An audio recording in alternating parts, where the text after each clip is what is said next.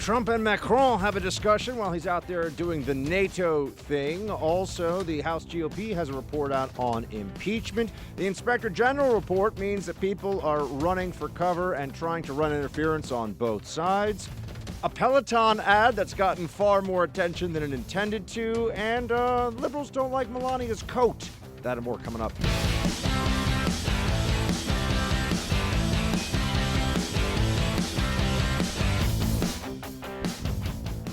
Welcome to the Buck Sexton Show, everybody. Sorry, my voice is a little scratchy this morning. Don't really know why. But thank you so much for being here. It's what happens. You do a radio show enough, your vocal cords take a beating. Mine are much abused. It's one of the reasons why on days off I try to talk less. I just look at people and nod my head. That's great.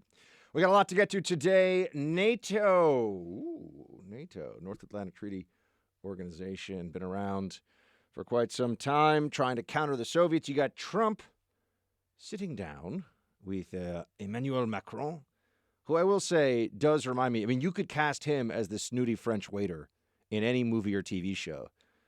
I brought you this ketchup because you're American and you put ketchup on everything. You know what I mean?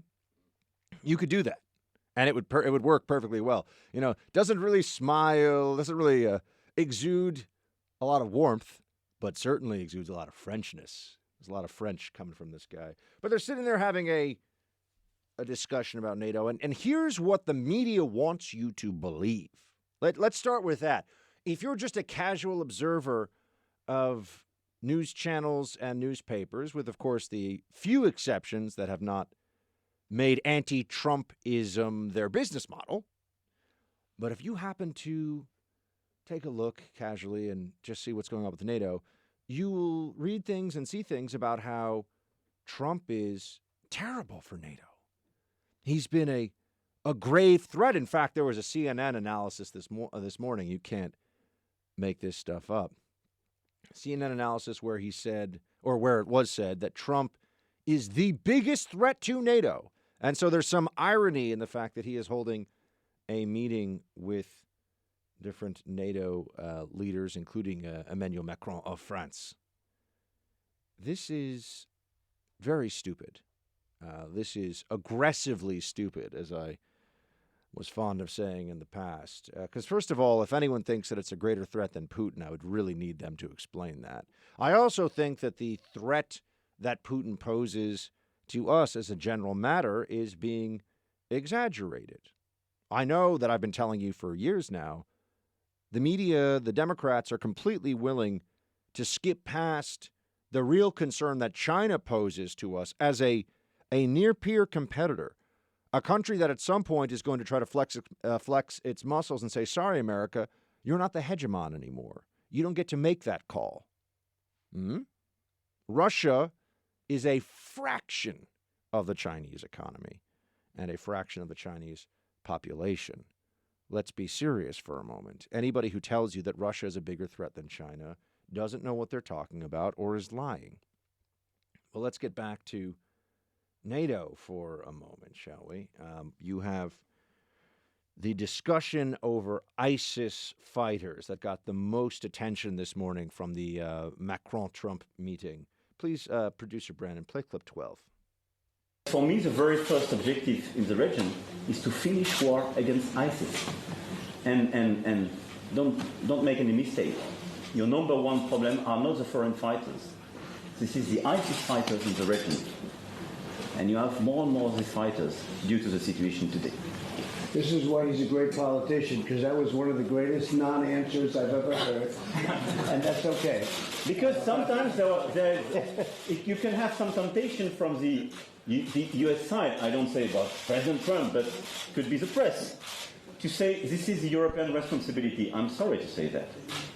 We have some of our people, but if you don't look at the reality of the situation, that is number one, not to be ambiguous with these groups. This is why we started to discuss about our relations with Turkey. But I think any ambiguity with Turkey vis-à-vis these groups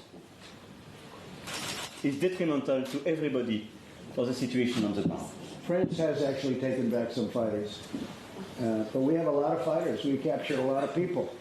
And we have captured 100% of the caliphate, but you know that means that it's still, they keep going and going. We set a small contingent in, and we wiped out another portion of ISIS. We don't want to happen, to me, what happened with President Obama, where it reformed, and then it became stronger than it was in the first place. So we don't want that to happen. So this is the primary exchange that everyone was focusing on between these two world leaders today. One thing you see here is that the French, and this is true of really all of our European partners, with the possible exception of the Brits, who do punch pretty close to, if not at their weight on these matters. We can count on the Brits in a way that we really can't count on other European states. We count on the Aussies, count on the Canadians, but the French, not so much. The European states minus Britain tend to want to have a much bigger say, but much less responsibility in all of these matters. And that's why Trump was poking Macron a bit here with the cameras rolling, knowing that this would perhaps get under the French leader's skin a little bit. America is somehow responsible for whatever outcome happens now in Syria. This is what you've been led to believe. Meanwhile, we are supposed to be one of many countries to have partnered up to deal with the mess that is Syria. And all these people who say, oh, we should just stay there and stabilize. Stabilize until what? Until there's a challenger regime in place to Assad? Because that's going to be a pretty picture. That's going to work out really well. Or just stay indefinitely until Assad decides, hey, I want that piece of the country back because I'm the leader, even if you want to pretend I'm not? That doesn't look like it ends well for us. The people that think that we should just stay in Syria haven't really thought this through very much. They now point to continuing operations against ISIS as somehow proof that we should just stay forever. And I look at this and say, no, we should be trying to remove our troops so that they don't stay forever. And if we're in the last phases of ISIS mop-up, then so be it. There's also always risk attendant in any of these moves and maneuvers. But what do the French really bring to the table here? What do they do that is helpful in this process? Well, sure, they're a part of this coalition, and I'm sure they would point to different ways that they have tried to contribute, but we all know that somehow, once again, America is in the leadership role. Oh, you mean that even under President Trump, America is in a leadership role? America is calling the shots, has the greatest degree of responsibility. Really? I thought that Trump abdicated it. I thought Trump was destroying NATO. Wait, you mean Trump got over $100 billion of additional funding from NATO members for their own defense? Remember, we are trying to prevent Russian aggression. We also ask the question, and it should be asked much more frequently, what else should NATO be doing? You know what NATO's only mission in recent memory really has been? Afghanistan. What is NATO doing in Afghanistan? We got a lot of allies. We got this fancy NATO thing. I guess we better use it. How has Afghanistan worked out with this multi-country coalition meant to stabilize it? How many of you listening right now either served yourselves or have friends, family members, loved ones who have served in Afghanistan? To come back and say, that's not going to be whatever the policymakers think it's going to be. I'm willing to bet almost all of them, probably all of them. Anybody who served in a frontline unit there knows it's not going to be some stable democracy. We're not going to be able to point to this thing and say, yes, another NATO success. But even to ask these questions is treated as being Putin's puppet. This is what they say. Oh, you're putting out Russian propaganda. Do they realize, or do they care? Do the leftists who hate Trump and the media acolytes of the Democratic Party pretending to be nonpartisan, do they care that making Russia into America's enemy number one hurts us in a number of ways? It hurts us with regard to fighting against Islamic radicalism, where Russia is, in fact, an ally. It hurts us with trying to get the Russians to play nicer and with more diplomacy on the European states on their periphery. We have a lot in common with Russia in certain areas. In others, we don't. They view us as oppositional. The Russian mentality is very much that they view themselves as surrounded. We view Russia as vast, 11 time zones. It's huge. They think of themselves, though, as surrounded by hostile states. They have to look on their periphery and see NATO to the west, see China and Japan to the east and southeast, and then even India pushing up from their south, from the underbelly. Russia doesn't view itself as in some strategically sound position. Russia views itself as a victim of geopolitical circumstances, and in the post-Soviet era, even more so. Now, I'm not saying they're correct or that's right or that's helpful, but we should at least understand what the mentality is and try to work within that reality. Does anyone really want to go to war with Russia? Better question. Would anyone in the Democrat press right now, which is really just the press, would they want to send their children to go fight on the front lines of Estonia if there was a Russian incident involving Maskarovka? I'm not talking about all the tanks rolling in. I'm saying some separatist movement where they all happen to speak Russian. And some of you know there are, in fact, many people in the Baltic states for whom Russian is their first language. There are whole communities there. Would not be that hard for this to happen. Are we going to get involved in that fight? Now, you can say yes, you can take that position, but we should at least be able to have that discussion without the idiots in the media. And I've realized now the media really is full of people who have decided that it's not worthwhile to do anything useful. It's much better for them to just try to be in the cool kid club all the time, to do whatever they have to do to impress the corporate executives who can sign over paychecks that are far bigger than what they would deserve if they weren't working for legacy media outlets. They don't care how stupid they look on these issues and how much they push us with their belligerence in the reporting closer and closer to an actual conflict with Russia, which would be horrific, by the way. Now, remember, it's President Trump who blew up a couple of hundred Russian paramilitaries in the Syrian desert in order to protect our Kurdish allies, I might add. And Russia let that one go. We don't want to keep having close calls with the Russian state. To say that we should aim for better relations with Russia is so obvious that it shouldn't have to be said, but in our current environment, you hear the narrative. Trump is destroying NATO. Trump is Putin's puppet. Anything that deviates from that, any facts you can present that don't go along with that narrative makes you a bad person, you're an idiot, you don't know anything. This is what the media will tell you. But hold on a second. What bad thing has happened to NATO? Well, name one bad thing that has happened to NATO because of Trump since he became the president. A few NATO bureaucrats, a few European institutionalist types decided that he was a little gruff when he was asking for more money. Okay, guess what? States paid up more money, and they said they would. That was the agreement that we had.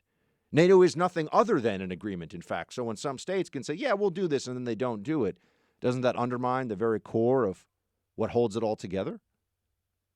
But there's never any discussion about any of this. That's honest. It's just everything is about bashing Trump.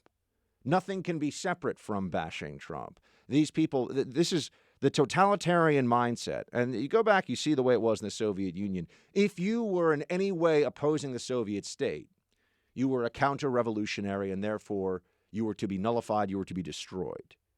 For the media right now, they have a Soviet mentality about Trump, especially because we're in this re-election cycle now. You're either trying to destroy President Trump or you're evil, you're part of the problem. Every issue, every news story, doesn't matter what it is, even when we're talking about things like conflict, possibly, between nuclear-armed states. They're reckless about this stuff.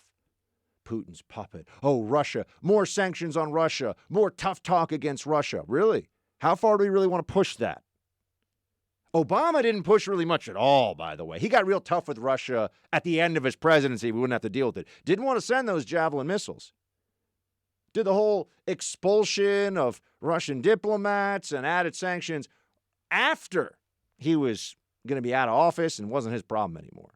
Real easy to be tough then when you don't have to be the one that looks into the eyes of parents who have lost their child because of the stupidity of much older and allegedly wiser elected officials who think they know what they're doing, but really it's all about them in this whole process. It's not about NATO. It's about defeating Trump. There are people who want power.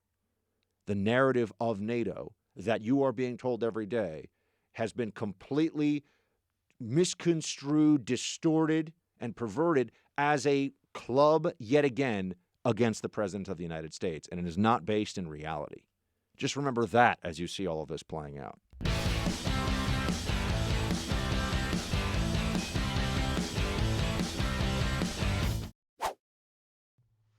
Well, I haven't asked that to the president today. I have over the period of time. We have a tremendous amount of captured fighters, ISIS fighters, over in Syria, and they're all under lock and key. But many are from France, many are from Germany, many are from UK. They're mostly from Europe, and some of the countries are agreeing. I have not spoken to the president about that. Would you like some nice ISIS fighters? Look, I can give them. if you look at the situation, You can take every one you want. let's be serious. The very large number of fighters you have on the ground are ISIS fighters coming from Syria, from Iraq, and the region. It is true that you have foreign fighters coming from Europe, but this is a tiny minority of the overall problem we have in the region. And I think number one priority, because it's not yet finished, is to get rid of ISIS and these terrorist groups. This is our number one priority. And it's not yet done. I'm sorry to say that. You still have fighters in this region, in Syria and now in Iraq, and more and more. And the whole destabilization of the region makes the situation more difficult to fix the situation against ISIS. So who's going to be responsible for all those fighters we have on the ground? You have all these people that say that they know what to do in Syria. They know what the end game is, really. You have thousands and thousands of prisoners. What happens to them? They've all been radicalized one way or another. Maybe some of them now would claim that they've turned on the Islamic State because it has crumbled. But anyone who would fight for a jihadist army that engages in mass torture, enslavement, rape, mutilation, and murder is not somebody you're going to want to let go anytime soon. Who takes all the ISIS fighters? Well, isn't it nice to have a president who looks at some of the world leaders who are our allies, places like France, and I do love France and the French people, by the way, as much as I love to make fun of them, Brandon. It's a beautiful culture with great food. That all said, sometimes a little bit of tough love is necessary in diplomacy. Sometimes pushing our allies a little bit to do things they don't necessarily want to do means that we have to do less, and therefore, oh, that's right, it's America first, isn't it? Our interests should be pursued. That doesn't mean at the exclusion of being helpful and keeping our word to our allies, but it does mean that there's a whole nother way to approach these issues. You get more funding out of NATO members. Maybe you also get some NATO members like France to take back anybody who's a French citizen who's an ISIS fighter. How about that for a crazy idea?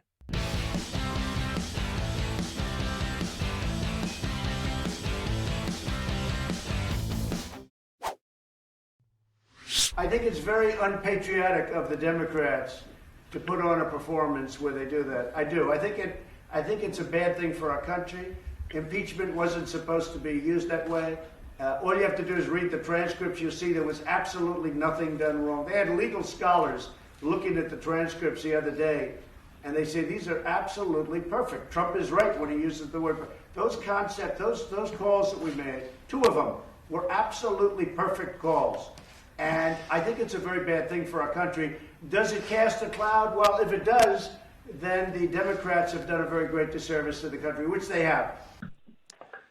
The Democrats have done a disservice to the country, but they're not stopping. They don't care about the disservice they are doing. And so we have to now sit through this Judiciary Committee nonsense on Wednesday. Another kabuki theater attack Trump extravaganza. We have our friend Raheem Kassam joining us now. He is the co-host of the podcast called War Room, which is on impeachment and related political matters. You can check that out on iTunes. Raheem, great to have you back, sir.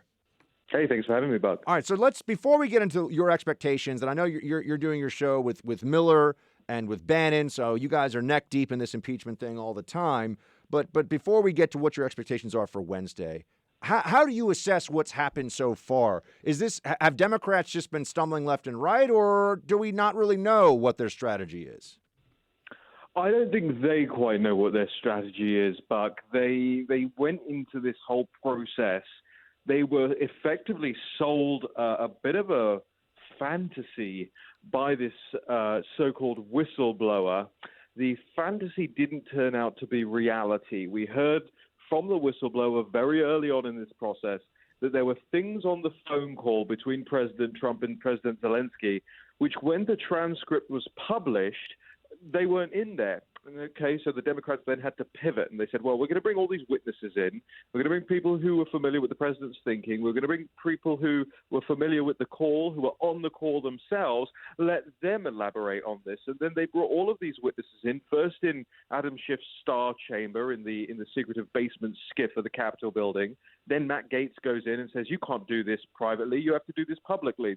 You're talking about attacking a democratically elected president. Do it in public. So then they had to pivot again, start doing it in public.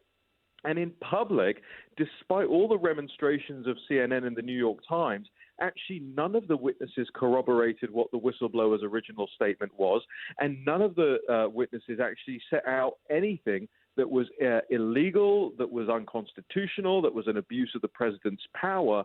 And so now the Democrats are having to pivot again. This week we're hearing that Nancy Pelosi is quietly attempting to build a new impeachment case around things other than Ukraine, going back to the Mueller report, going back to the Russia collusion hoax.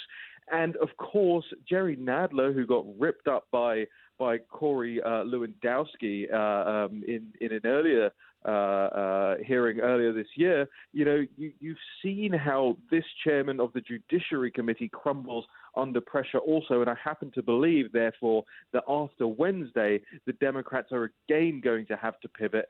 And I think they may even be looking at withdrawing themselves from the impeachment stuff and moving just onto a censure vote against President Trump and leaving it at that, because this is really harming them. It's harming them in their 31 swing districts they have to win next year. It's harming their presidential candidates in their primary, and it's really taking a toll on Nancy Pelosi and how the base views Nancy Pelosi, because she was seen to be towing the line of Rashida Tlaib and Alexandra Ocasio-Cortez and the rest of the squad, and it makes her look not a leader of her party, but a follower of the far-left elements. So I don't think they know what their strategy is. Now, I know your podcast is War Room. Let's war game, if we can, for a moment here. This major decision that you got into, you alluded to briefly, about the possibility of Democrats just doing a censure vote.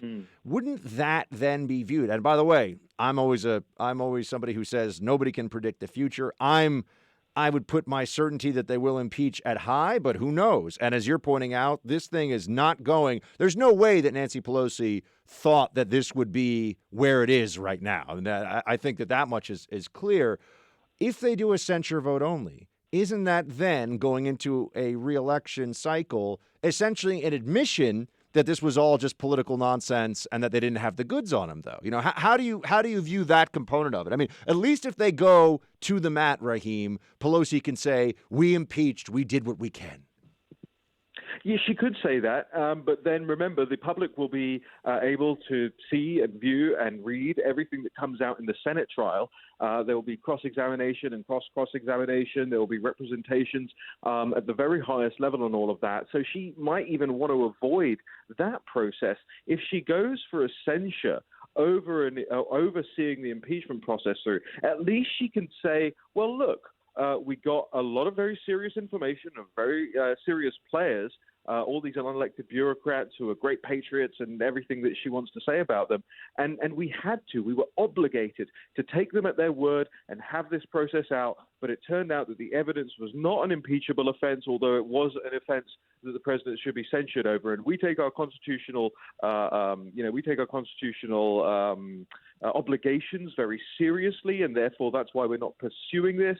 But if you want a president who's not going to be censured for doing things on the international stage that they shouldn't be doing, then you vote for one of our guys next time. So it's 6 of one and half a dozen of the other as far as Nancy Pelosi is concerned. What she is probably more concerned about, more than actually losing face over the impeachment process, is actually losing power over her own party. So she's trying to weigh and measure right now, is there the appetite for a full-blown impeachment trial out there? Are these 31 Democrats in the swing districts going to side with her, or are they going to actually vote a different way? Are they going to distance themselves from party leadership, House leadership over this?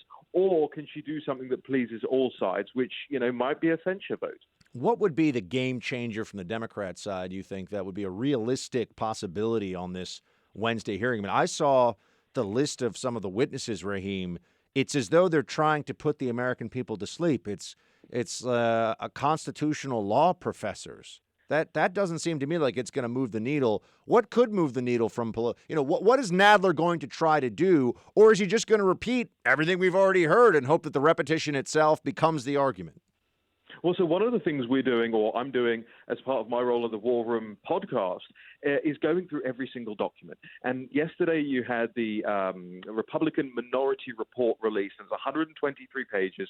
And going through all of that, you can see why Republican counsel, Steve Caster, wasn't playing up to the cameras in those public hearings over the last couple of weeks. He was actually producing an evidentiary case. Because guess what? When it goes to a Senate trial, there needs to be an evidentiary record of what happened with Ukraine. There needs to be an evidentiary record of what happened with all these phone calls and text messages and WhatsApps, et cetera, et cetera. It's one thing, which is what the Democrat counsel was doing, to try and pump up headlines and get CNN to run funky chyrons about, what this witness says is an impeachable offense, or what this witness implies happened between Ambassador Sondland and David Holmes on a terrace at a restaurant in Ukraine after a bottle of wine. That's one thing. But the other thing is producing the evidentiary record. So now what they're doing in the Judiciary Committee is they are trying to backpedal it away from the media grabbing headlines.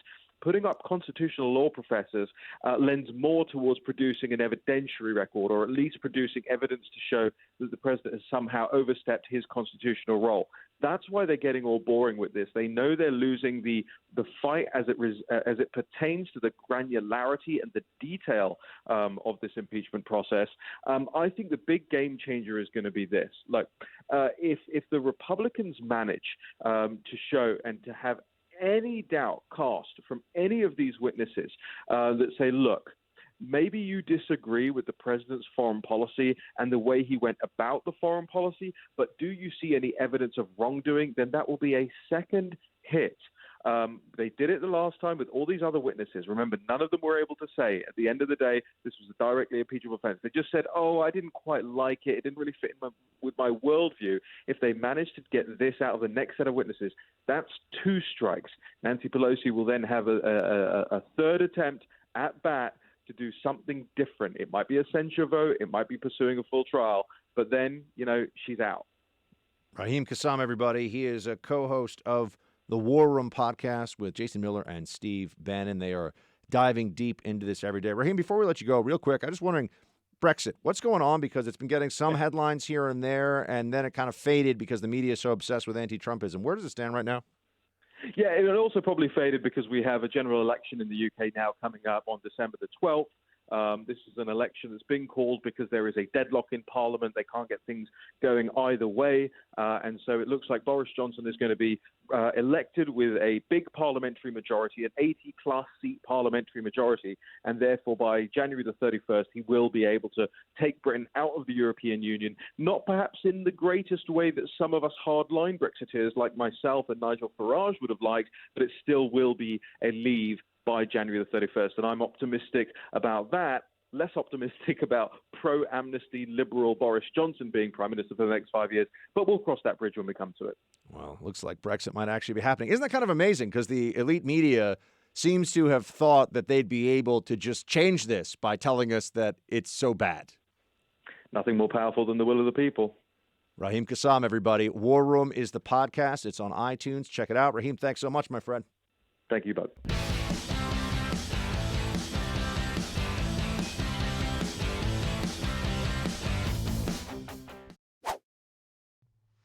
We rolled back the Obama administration's cuddling up to Cuba by applying heavy new sanctions. We recognize that engagement has not improved Cuba's regime. It hasn't made it better. The human rights record was worse. The risk to the Cuban people was worse, and the risk to the United States was worse, and their capacity to influence Venezuela even greater. So we've changed that. We've allowed Americans to seek justice by suing the regime in Havana to recover property that it stole a long time ago. It only makes sense when Americans had their stuff stolen to give them a chance to get it back. And we've applauded countries that have expelled Cubans who have come to live as doctors inside of their borders who were really working on behalf of the government. These doctors, this is a program that's hard to fathom sometimes. They send doctors to countries all around the world. They traffic to generate income for the Cuban leadership. So the doctors receive 10 or 20% of the revenue that they generate, and the rest goes to fund the Cuban regime. Cozying up to dictators, right? That's what you always hear about Trump from the mainstream media. And yet when you look back at the record of the president that was elevated by the media as some kind of God king, Barack Obama, turns out that he had quite a fondness in action as a matter of policy for dictators and regimes that do not deserve anything in terms of concessions from America. You see, this is where they always blur the lines. You look at what's going on with North Korea. President Trump has tried to, so far unsuccessfully, let's be honest, but has tried to create the basic interpersonal framework for some kind of a grand bargain with North Korea. Have any of the sanctions been lifted on North Korea? No. In fact, the sanctions are stronger than they've ever been. Has there been any concession made to North Korea as a matter of policy? Do we not still board their ships on the high seas and make sure that they're not engaged in illegal trade, particularly contraband, black market trade for missiles and other aspects of the arms trade? Make sure they're not selling anything in violation of the crippling sanctions on the country. No, we still do all of that. All Trump has done is said, or spoken about Kim Jong-un, said some weird things, no question, but spoken about him and spoken to him.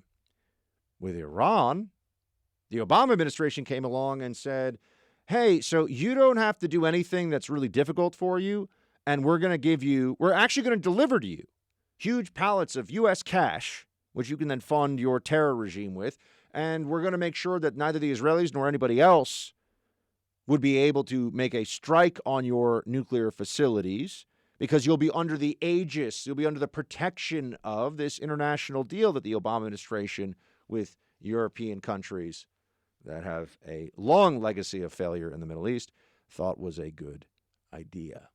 That's giving stuff for nothing in return. We got nothing in return from Iran. They have centrifuges that they could turn on, they could turn them off. That's not enough. That's not a concession. With Cuba, you had the same situation. The Obama administration just decided we've been mean enough to Cuba for long enough. There's really no reason for us to take the approach that we have to do anything about Cuba anymore, or we should do a lot less. Let's be buddy-buddy with Cuba, with Castro's dictatorship, which continues, by the way, to be an enormous thorn in our side, not just when it comes to Cuban-specific policy, but also with countries like Venezuela.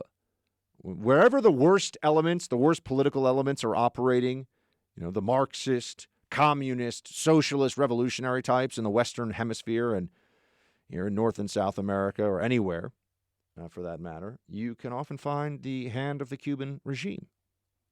They are running a totalitarian prison camp on that island, and they love to export that anywhere else they can. And they also like to leverage relationships with other brutal dictatorial types in order to stay in power themselves. Venezuela being a very good example of that. Despite the Jack Ryan movie where the hero in Venezuela is the female social justice warrior. Yeah, that's really and the bad guys are those right-wing military types. Yeah, they're those scary types. Or maybe the bad guy is a social justice warrior named Maduro, who's destroyed that country and been responsible for unimaginable deprivation and misery and despair. But Cuba's a bad regime. Didn't get any better, despite the concessions, the extended hand from the Obama administration. Because ultimately, there's just an ideological affinity for Cuba that comes from the left in this country. In America, we have a lot of people who are Democrats, but they're really socialists. And they see socialists trying so hard to bring about that utopian society on the island of Cuba. And yeah, they can admit that it hasn't gone according to plan, but they still harbor this fondness for them. Socialists tend to like other socialists, is the really straightforward way to look at this. And that's what we were dealing with the Obama administration in Cuba. Secretary of State Pompeo seems to be setting it right now. You won't see much of the media covering this, though, will you? because it would be yet another Obama administration foreign policy failure that has to be set right by the Trump administration.